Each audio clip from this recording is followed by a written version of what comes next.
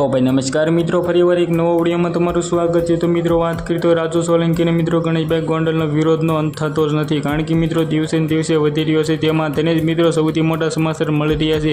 ખુલ્લેઆમ રાજુ સોલંકીએ કહી દીધું છે કે મારો ન્યાય ભાઈ ગાંધીનગરમાં નહીં મળે તો હું દિલ્હી જઈશ, ને દિલ્હીમાં નહીં મળે તો હું એમ કહેતો જે મુસ્લિમ ધર્મ અપનાવી લઈશ। આ સૌથી મોટા સમાચાર મળી રહ્યા છે।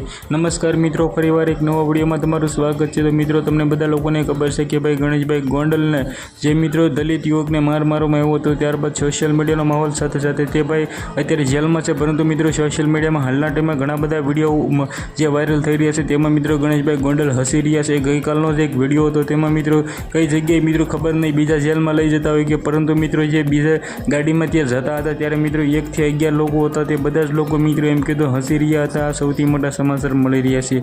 સાથે સાથે તમારા વિડીયો વિશે શું કેવું છે કમેન્ટ કરવાનું બિલકુલ ભૂલતા નહીં। જેમાં ભાઈ તમને બધા લોકોને ખબર છે કે આ મેટર ભાઈ ઘણા દિવસથી ચાલી રહ્યો છે, પરંતુ અંત આવવાનો મિત્રો એમ કહેતો નિર્ણય જ નથી આવતો। જેથી મિત્રો વાત કરીએ તો હાલના ટાઈમમાં દલિત સમાજના લોકો મિત્રો ઘણી બધી રેલીઓ આગામી ટાઈમમાં કરવાના છે અને ગાંધીનગર ખાતે લઈ જવાના છે। આ સૌથી મોટા સમાચાર મળી રહ્યા છે।